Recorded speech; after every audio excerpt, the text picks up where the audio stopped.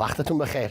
من آرش علایی هستم و شما بیننده بخش دیگری از گفتگوهای ویژه شبکه ایران اینترنشنال هستید. مهمان امروز من دکتر هشام الغنم سال هاست که با اندیشکده‌های مختلف در منطقه خلیج فارس و واشنگتن دی سی همکاری داره. پدرش بارها به ایران سفر کرده و خودش هم از طرفداران گفتگو بین دو کشوره. با این حال آقای هشام الغنم از انتقاد از حکومت جمهوری اسلامی ابایی نداره.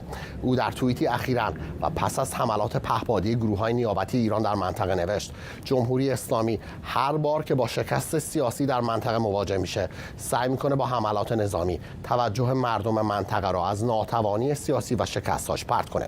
در گفتگوی پیش رو با او در مورد توافق اتمی بین ایران و قدرت‌های جهانی، مذاکرات ایران و عربستان و همچنین تحولات منطقه‌ای گفتگو خواهم کرد.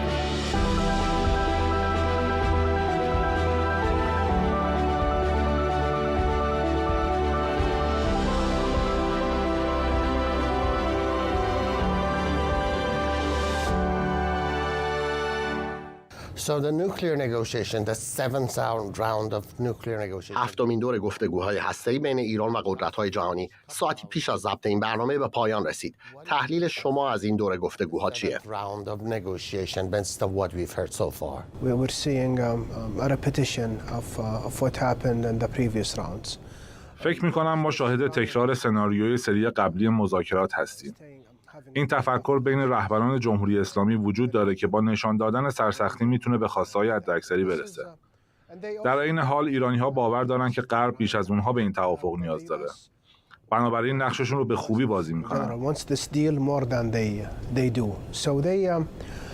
They are playing this very well. They're trying to be tough. از یه طرف خودشون رو سرسخت و غیر قابل انعطاف نشون میدن و فکر میکنن که آمریکا تسلیم خواسته هاشون خواهد شد و یک نوعی از توافق به دست خواهد اومد که شبیه برجام نخواهد بود و ایران برای رسیدن به اون فقط باید مقاومت کنه. They will benefit from if they keep their current positions. But the special envoy, the US. ولی رابرت ملی نماینده ویژه وزارت خارجه آمریکا در امور ایران اخیراً گفته اگر این کشور بخواد به مواضع سرسختانش ادامه بده آمریکا گزینه‌های دیگری رو بررسی خواهد کرد. منظورش از این گفته چیه؟ What do you think he means by that? فکر می‌کنم دولت آمریکا گزینه‌های زیادی برای افزایش فشار به ایران نخواهد داشت. نگه داشتن تحریم‌های اقتصادی و شاید افزایش برخی از تحریم‌ها تقریباً تنها گزینه دولت آمریکاست و ایرانی‌ها به این حقیقت واقفند. ایران با این تحریم‌ها مدت زیادی کنار اومده و اونها فکر می‌کنن اگر موضع خودشون رو حفظ کنن، میتونن امتیازات بیشتری بگیرن. از اون طرف شاهد نرمش بالای دولت بایدن در برابر جمهوری اسلامی هستند که ایرانی‌ها ازش حداکثر استفاده رو میبرن. نرمش دولت آمریکا باعث شده تا ایرانی‌ها برای تحقق خواسته هاشون مصمم‌تر بشن و از این موقعیت در مذاکراتشون استفاده کنن. ایرانی‌ها فکر می‌کنن که دولت کنونی آمریکا از لحاظ سیاسی در موقعیت ضعف قرار داره و این کمک می‌کنه که جمهوری اسلامی در موضع خودش پافشاری کنه. So recently we saw a video of an Iranian helicopter. اخیراً ایران ویدیویی منتشر کرد از یکی از هلیکوپترهای سپاه که در خلیج فارس به نام USS Essex نزدیک میشه. دورش چرخ میزنه و مانور میده و بالاخره از ناو آمریکایی دور میشه. به یاد ندارم تا حالا هیچ کشوری که نیروی متخاصم با ارتش آمریکا به حساب بیاد تونسته باشه به این حد به ناوهای آمریکایی نزدیک بشه. در این حال ملوانان آمریکایی این هلیکوپتر رو نادیده گرفتن. هیچ کدوم از این ملوانا در ویدیو از ترس اینور و اونور نمیدوند. تحلیل شما از این ویدیو چیه؟ What is your assessment of that video? It makes total sense when this regime sees no response at all. واضحه که آمریکا واکنشی به تحرکات این چنینی ایران نشون نده. اگه دولت آمریکا بخواد فقط امتیاز بده و حاضر به تنبیه ایران نباشه، مذاکرات به جایی نخواهد رسید. Would yield any results with this current if this US administration continues on this current path. سیاست ارائه امتیاز و کنار گذاشتن فشار باعث میشه که منطقه و جهان از رسیدن به توافقی پایدار باز بمونه. بدون فشار آوردن وضعیت بدون تغییر خواهد ماند. ایرانی‌ها فکر می‌کنند اگر مقاومت کنند در نهایت پیروز خواهند شد و دولت آمریکا وا خواهد داد و در نهایت توافقی حاصل میشه که با دوام نخواهد بود.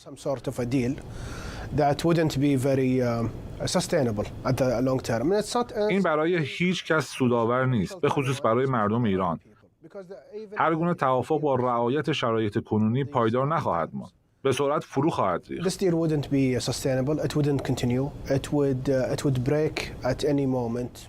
مثلا اگر دولت آمریکا عوض بشه، وضعیت سیاسی منطقه دگرگون بشه یا به دلایل دیگه، هر گونه توافقی با حفظ شرایط کنونی دوامی نخواهد داشت. Change in paradigm in the region. Anything could happen that would not make this deal sustainable in the long term. I was interviewing Ambassador Dennis Ross last week. چند روز پیش مصاحبه‌ای با دنیس راس سفیر اسبق آمریکا در امور خاورمیانه انجام دادم و ایشون هم تقریباً صحبت‌های شما را تکرار کرد و گفت بدون وجود فشار دادن امتیاز به تنهایی مشکل اتمی رو حل نخواهد کرد.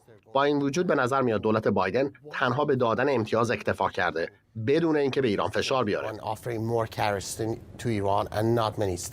It seems to me that this administration wants. به نظر من دولت کنونی آمریکا به دنبال توافق به هر قیمتی است، حتی اگر این توافق دوام نداشته باشه.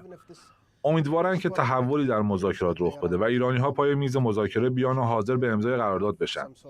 بعدش دولت آمریکا این توافق رو تو بوق و کرنا خواهد کرد و از اون استفاده سیاسی داخلی و خارجی میکنه. I guess political gains internally and externally. اما به نظر من این سیاست غلطیه. من نمیگم سیاست فشار حداکثری سودمند بود، ولی اگر دنبال توافق سودمندی برای دولت‌های منطقه و مردم ایران هستید، باید از یک طرف فشار اقتصادی وارد کنید و از طرف دیگه با جمهوری اسلامی مذاکره کنید تا به توافق سودمند دست پیدا کنید. مذاکره کردن و در این حال روابط اقتصادی عادی با ایران به سود هیچ کس در منطقه نخواهد بود. به خصوص برای مردم ایران هیچ سودی نخواهد داشت. اگر اونجوری که شما گفتی کارزار فشار حداکثری و دادن امتیاز هیچ کدوم سودآور نبوده، چاره چیه؟ Some sort of a comprehensive deal. A deal that would relieve some of the. یک توافق جامع. بخشی از تحریم‌ها علیه ایران باید لغو بشه، اما ایران هم باید حاضر به دادن امتیاز بشه. رژیم باید حمایت نظامی خودش از گروه‌های نیابتیش در منطقه رو متوقف کنه. از ثروت خودش و مردم ایران سوء استفاده نکنه تا خرج گروه‌های شبه نظامی خارج از مرزهای خودش رو پرداخت کنه. ایران حق دفاع از خودش رو داره، اما سناریویی که الان داره در منطقه اجرا میشه ربطی به دفاع از خود نداره. حمایت مالی از حزب الله و حوثی‌ها و حمایت‌های همه‌جانبه از بخشی از شبه نظامیان در سوریه. حکومت ایران ادعا میکنه حکومتی انقلابی است، ولی جلوی انقلاب در سوریه رو سد کرد. ایران در سوریه ضد انقلاب بود. شرایط لبنان رو نگاه کنید. شرایط منطقه هلال حاصلخیز از رود دجله و فرات تا رود نیل رو نگاه کنید. از کشورهای ورشکسته است. رفتار رژیم ایران باعث شده این همه کشور ورشکسته در منطقه وجود داشته باشه. The Fertile Crescent. We have all these failed states now in the region because of this. مردم منطقه خواستار دولت‌های ورشکسته و شرایط وخیم اقتصادی نیستند. همه خواهان خروج از این بنبست هستند، ولی این خروج باید منطقی و قابل اجرا باشه. همه طرف‌ها باید حاضر بشن برای خروج از این بحران کوتاه بیان. اما ایرانی‌ها حاضر به این کار نیستند.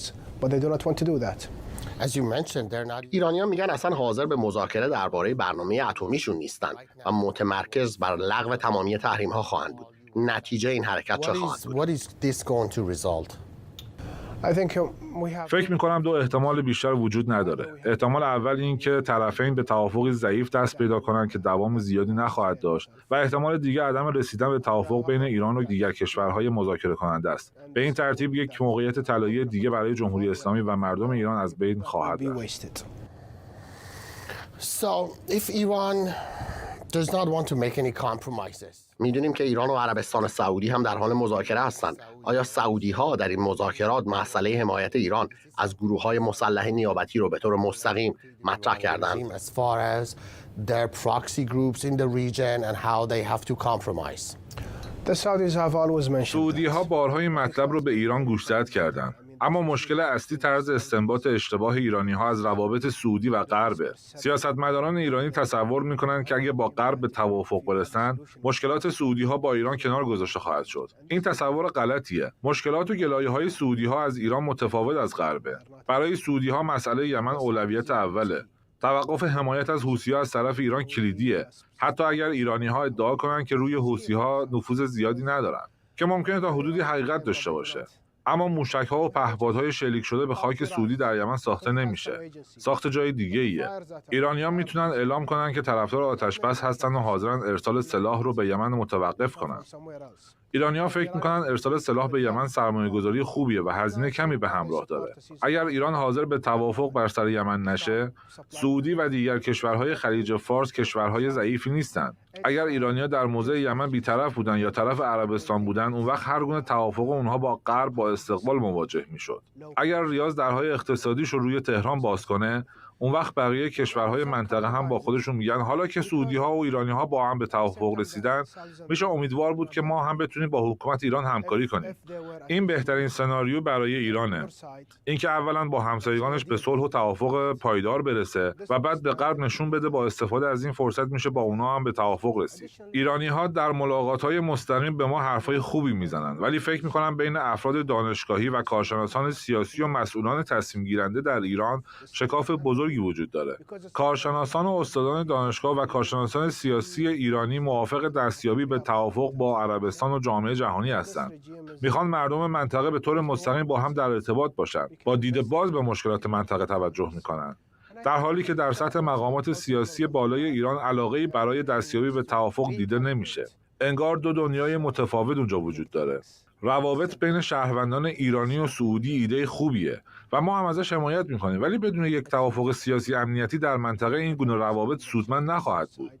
چون بزرگترین چالش ما الان در منطقه مشکلات سیاسی و امنیتیه. این مشکلات نیاز به راه حل امنیتی داره. دولت‌های ورشکسته در منطقه، جنگ‌های داخلی، تفرقه بین قومیت‌ها در کشورهای سوریه، لبنان و یمن، اینا مشکلاتی دارن که باید در سطح امنیتی مورد توافق و تصمیم گیری بشه قبل از اینکه وارد مرحله دیگه‌ای بشیم. بنابراین تا قبل از دستیابی به یک توافق امنیتی، اقتصاد کشورهای حوزه خلیج فارس برای ایران باز نخواهد شد. برای همینه که سعودی‌ها معتقدن که یمن کلید حل این مشکلاته.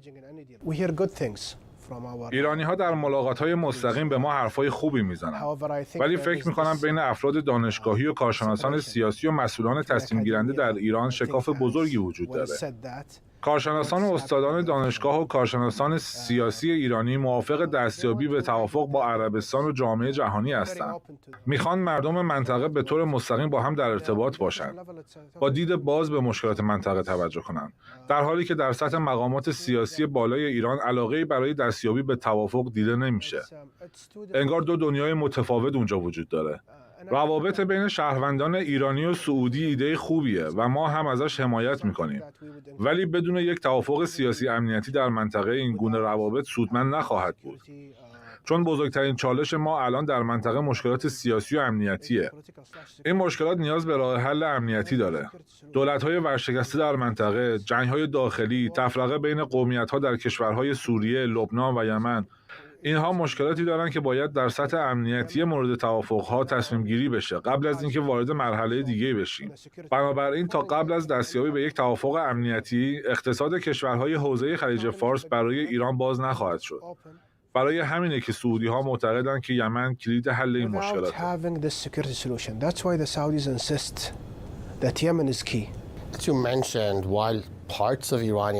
ممکنه بخشی از بدنه دانشگاهیان و مقامات اسبق سیاسی در ایران خواهان دستیابی به توافق با غرب باشند، اما بخش‌های بزرگی از رژیم مخالف هر گونه توافقه. این بخش از رژیم از هر گونه بحرانی سود میبره. آیا با این تحلیل موافقی؟ Yes, because there is this internal equation in Iran which is different. بله، چون این معادله در ایران وجود داره که با بقیه دنیا فرق داره. این معادله لزوما به نفع رژیم نیست، ولی به نفع برخی از مقامات جمهوری اسلامیه و این وجود بحران و دشمن در خارج از مرزهاشونه. بعضی وقتا دشمن خیالی و یا ایده دشمنی هم کافیه. از این طریق مسائل داخلی رو مدیریت میکنن و به سمتی که میخوان سوق میدن.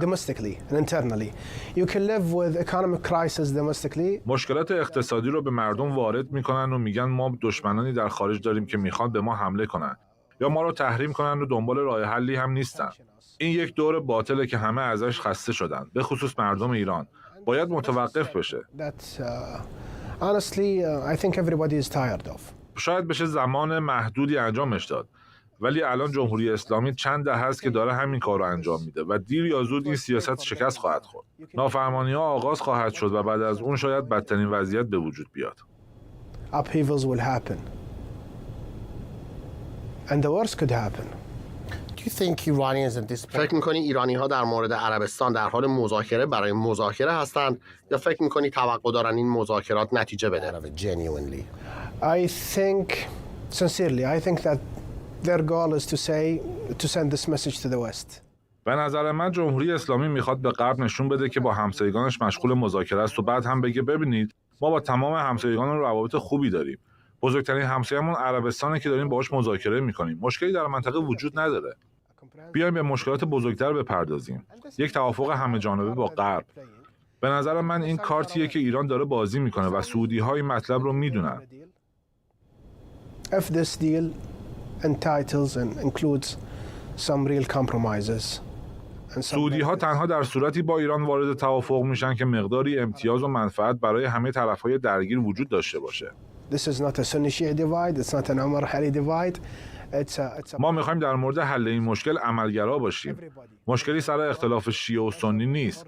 مشکل امنیت منطقه است و مردمی که رنج میبرند.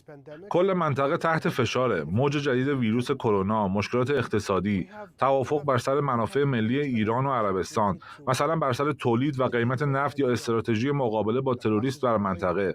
خلاصه منطقه به این چارچوب امنیتی نیاز داره و این مطلب تحقق پیدا نخواهد کرد اگر ایرانی‌ها بخوان به رویه برخوردشون با مشکلات منطقه ادامه بدن. جمهوری اسلامی باید دست از بازی کردن با گروه‌های شبه نظامی در منطقه برداره و به جاش روی ساخت زیرساخت‌های اقتصادی برای مردم خودش تمرکز کنه. They need to stop also sponsoring these militias and focus on their infrastructure, focus on their. این گروه‌های شبه نظامی برای ایران مجانی نیست. سالانه میلیاردها دلار خرج داره. در ضمن تامین مالی بدنه این گروه‌های شبه نظامی برای ایران قابل ادامه نخواهد بود و در مواردی نتایج معکوسی برای ایران داشته. الان در لبنان و سوریه نتیجهش رو می‌بینیم. در مورد یمن این دیگه به مشکل عربستان با یمن محدود نمیشه. الان یمن درگیر جنگ داخلیه. قدرت‌های دیگری در این کشور به وجود اومده. فرض کنید عربستان از یمن به طور کامل خارج بشه و دخالتش رو متوقف کنه. جنگ داخلی در یمن ادامه پیدا خواهد کرد. گروه‌های زیادی در یمن وجود دارن که نمیخوان حوثی‌ها قدرت بگیرن و بر علیهشون میجنگن. بنابراین ایرانی‌ها دارن بازی خطرناکی در یمن انجام میدن و ادعا میکنن با دخالت نظامی در منطقه جنگ رو از مرزاشون دور نگه میدارن. این ایده خیلی درستی نیست و هر لحظه میتونه نتیجه معکوس بده. And could backfire at any time and any moment. غیر از سعودی ها، اسرائیلی ها هم نگران تنش‌های بیشتر در زمینه اتمی و غیر اتمی با ایران هستند. بعضی از تحلیلگرای آمریکایی معتقدند که سیاست‌های تنش‌آمیز ایران باعث نزدیکی هرچه بیشتر اسرائیل و عرب شده. آیا با این تحلیل موافقی؟ Yes, we saw the United Arab Emirates and Bahrain moving into this direction. بله، امارات متحده و بحرین به این سمت رفتن. بخشی از این سیاست به دلیل تهدیدات منطقه‌ای ایرانه و دلیل دیگرش هم ایده خروج نظامی آمریکا از منطقه است. منطقه خاورمیانه با ثبات نیست. برخی از کشورهای منطقه فکر می‌کنن با داشتن متحدین بیشتر میتونن در مقابل این تهدیدات بایستن و بنابراین اسرائیل میتونه بهشون کمک کنه.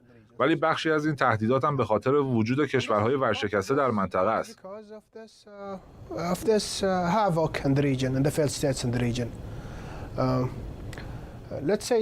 بیایید سناریوی دیگری رو تصور کنیم. اگر وضعیت امنیتی منطقه خوب بود و تعداد کشورهای ورشکسته در منطقه اینقدر زیاد نبود، ما شاهد این همه بحران در منطقه نبودیم.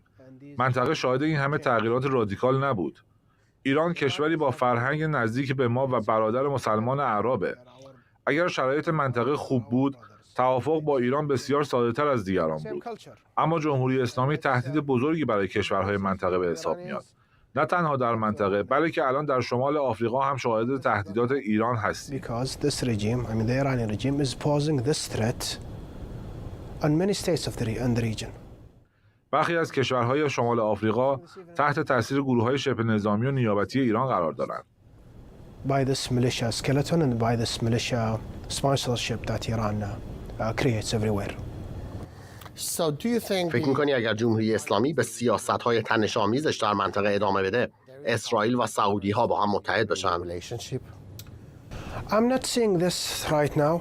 فکر نمی‌کنم به زودی این اتفاق رخ بده. چون تحلیل سعودی‌ها متفاوته. سعودی کشور کوچکی نیست که بتونه به سرعت وارد یک جریان سیاسی جدید بشه. اونا باید سود و زیان حرکت‌های سیاسی رو به خوبی بررسی کنن و این حرکت برای سعودی زیان بزرگی خواهد داشت و اونها بدون وجود یک توافق گسترده در منطقه تن به رابطه با اسرائیل نخواهند داد. چرا معتقدی رابطه با اسرائیل برای عربستان هزینه خواهد داشت؟ چون عربستان سعودی به عنوان یک سمبل در جهان اسلام شناخته میشه. همونطور که با ایران سر میز مذاکره نشستیم، با اسرائیل هم مذاکره خواهیم کرد. هدف سعودی‌ها دستیابی به توافقی پایدار و برقراری صلح در منطقه است. عربستان طرح صلحی در سال 2002 منتشر کرد و هنوزم روی اون پافشاری میکنه. بدون این توافق، مذاکره با اسرائیلی‌ها بیفایده است. هدف من اینه که روی موضوع با دوام بودن توافقات دست بگذاریم.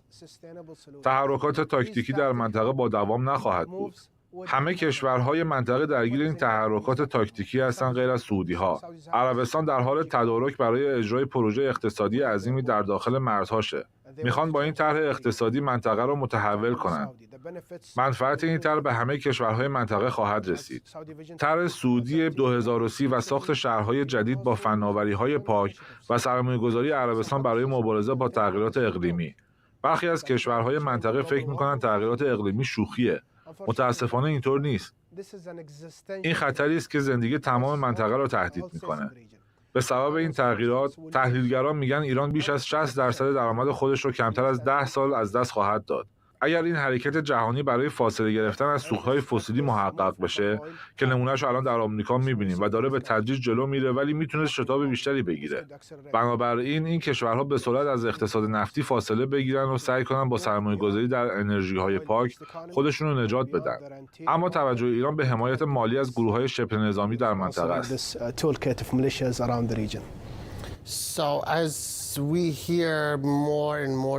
در حالی که رفته اخبار هولناکی از وخیم‌تر شدن اوضاع آبی در اصفهان و خوزستان و حتی مناطقی از کشور که در گذشته کمتر با مشکلات کمبود آب روبرو بودند به گوش میرسه، آیا فکر می‌کنی این مشکلات آبی در حال گسترش باعث میشه که اختلافات سیاسی ایران با کشورهای همسایه‌اش افزایش پیدا کنه؟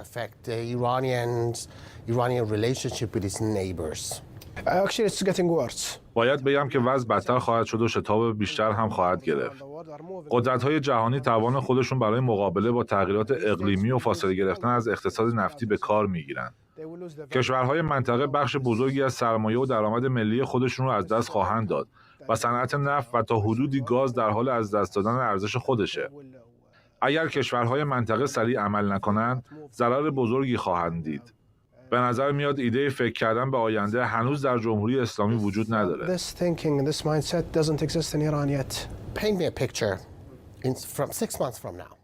اگر جمهوری اسلامی و غرب با هم به توافق برسن و یا مذاکرات شکست بخوره، 6 ماه دیگه چه عواقبی برای ایران و اقتصاد این کشور خواهد داشت؟ خزانه جهانی روی ایران باز خواهد شد اگر جمهوری اسلامی با همسایگان و جامعه جهانی بتونه به توافق برسه. اقتصاد منطقه روی ایران باز خواهد شد. کشورهای منطقه در ایران سرمایه‌گذاری خواهند کرد. عربستان بزرگترین اقتصاد منطقه است. میتونید تصور کنید که اگر عربستان اقتصاد خودش رو برای ایران باز کنه چه تأثیری خواهد داشت؟ آیا احتمال برخورد نظامی مستقیم بین ایران و عربستان در آینده نزدیک وجود داره؟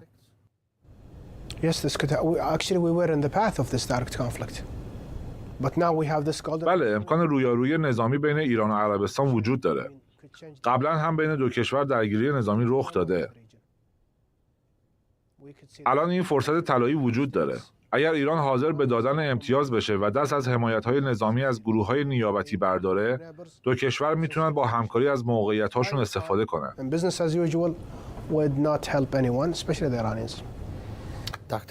دکتر هشام الغنم، از وقتی که به ما دادید سپاسگزارم.